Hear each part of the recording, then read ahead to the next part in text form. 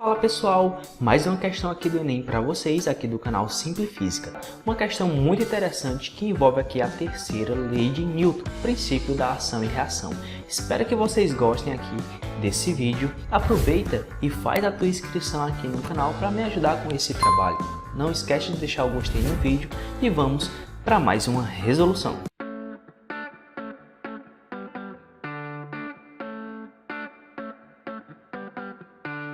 Galera, a questão que nós vamos resolver é a questão do Enem 2012. Durante uma faxina, a mãe pediu que o filho ajudasse, deslocando um móvel para mudá-lo de lugar.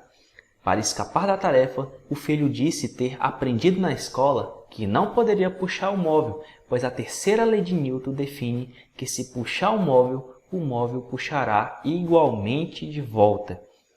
E assim não conseguirá exercer uma força que possa colocá-lo em movimento.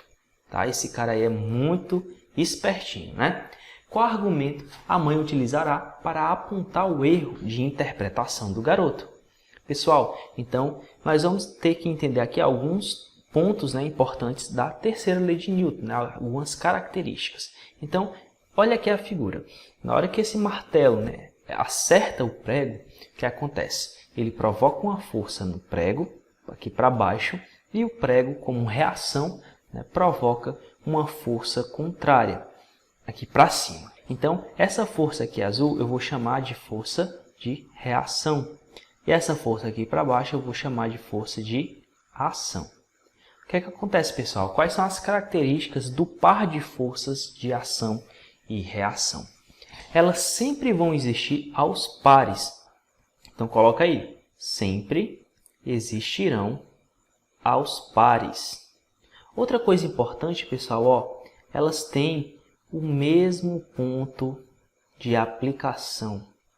Outra coisa importante, estão na mesma direção, tá? Não esquece disso aí. Característica muito importante. Ali na figura você tem, né, aqui a direção vertical, né, tanto para a força de reação quanto para a força de ação. Ainda nessa perspectiva, as duas, né, estão em sentidos contrários. Outra coisa importante também, isso aqui vai definir a nossa resolução, elas atuam em corpos diferentes. Então, coloque aí, atuam em corpos diferentes. Como assim, professor? Olha lá, enquanto o martelo está acertando o prego, a força de ação dele é aplicada sobre o prego, né? E a força de reação do prego é aplicada no martelo. Isso aqui vai quebrar o raciocínio do cara que é preguiçoso, tá? Por quê? Porque ele falou, né, que ao puxar o móvel vai puxar ele, tornando aí, né, uma resultante igual a zero. Mas é o seguinte, ó, a resultante só seria igual a zero se a força, né, fosse aplicada em apenas um dos corpos. Forças iguais em sentidos contrários e na mesma direção. Então vamos lá para os itens. Ó. Na letra A, a força de ação é aquela exercida pelo garoto? Exatamente, é a exercida, mas esse argumento não derruba o seu raciocínio. A força resultante sobre o móvel é sempre nula? Não, a força resultante sobre o móvel é aquela força de ação, tá? Não tem outra força que anula ela. Na letra C, as forças que o chão exerce sobre o garoto se anulam? Não vão se anular, né?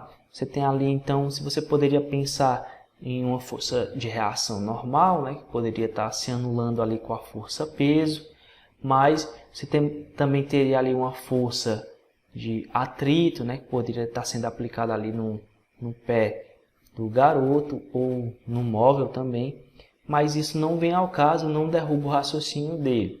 A força de ação é um pouco maior que a força de reação?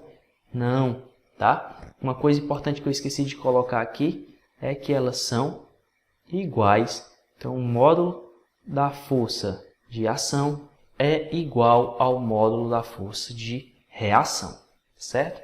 E na letra E, o par de forças de ação e reação não atua em um mesmo corpo.